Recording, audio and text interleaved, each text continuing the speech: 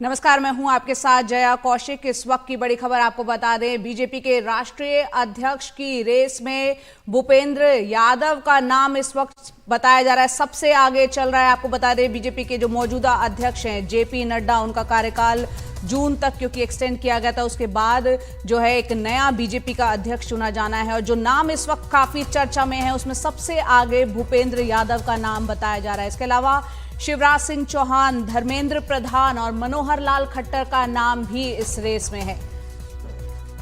बड़ी खबर दे रहे हैं हमारे सहयोगी विकास भदौरिया, जो कि बता रहे हैं कि बीजेपी के जो नए राष्ट्रीय अध्यक्ष बनने हैं, उनमें किन किन के नाम इस वक्त रेस में शामिल है। विकास भदौरिया हमारे साथ जुड़ रहे हैं, सीधा उनका रुख करते हैं। विकास, जून तक का एक्सटेंशन मिला था जेपी नड्डा को, क्योंकि हम जानते हैं अभी चुनाव होके चुके हैं, नतीजे आने थे।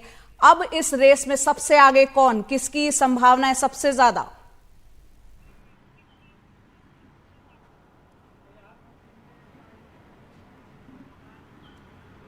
विकास, आपको मेरी आवाज आ रही है? एक बार जैसा सवाल दोहराएंगे आप अपना?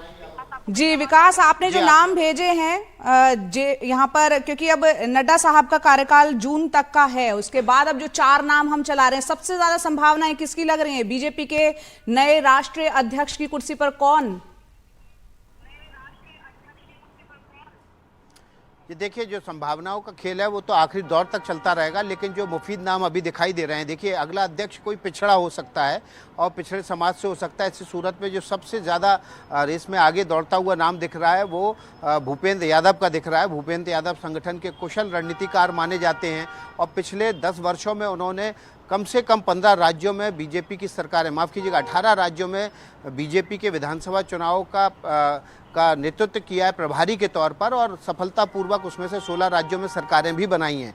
इसके अलावा बीजेपी के भीतर जो फायर फाइटिंग का एक मैकेनिज्म है, उसका भी अभिन्न हिस्सा हैं। ऐसी सूरत में संगठन के कुशल खिलाड़ी, रणनीतिकार और फायर फाइटिंग टीम के एक अभिन्न हिस्से के नाते उनका दावा सबसे ज़्यादा मजबूत बनता है।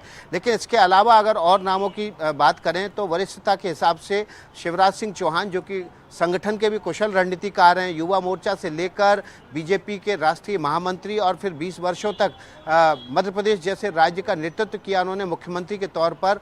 अब वो केंद्र में मंत्री बनने जा रहे हैं। अनुभव की दृष्टि से लंबा अनुभव है उनका, सरकार का भी और संगठन का भी। ऐसी सूरत में वरिष्ठता के आधार पर उनका दावा भी मजबूत है और वो भी पिछड़े समाज से आते हैं। इसके अतिरिक्त बात करें धर्मेंद्र प्रधान की, वो उड़ीसा से आते हैं, इस बार लोकसभा चुनाव जीत गए हैं और उनको केंद्र में मंत्री फिर से बनाया जा रहा है। पिछले 10 साल से लगातार वो केंद्र में मंत्री रहे हैं और ऐसी सूरत में उनका जो रणनीति, जो संगठन को लेकर उनका जो अनुभव है वो भी काफ़ी लंबा है। वो भी युवा मोर्चा के अध्यक्ष से लेकर बीजेपी के राष्ट्रीय महामंत्री और फिर कई राज्यों में उन्होंने चुनाव प्रभारी के तौर पर काम भी किया है। तो ऐसी सूरत में धर्मेंद्र प्रधान का भी दावा काफ़ी मजबूत है। और मनोहर लाल खट्टर, जो कि प्रधानमंत्री के बेहद करीबी माने जाते हैं, वे भी संगठन के महामंत्री पद से लेकर और मुख्यमंत्री तक का उन्होंने अनुभव लिया है और वरिष्ठता के आधार पर उनका भी दावा जो है वो राष्ट्रीय अध्यक्ष के तौर पर मजबूत माना जा रहा है।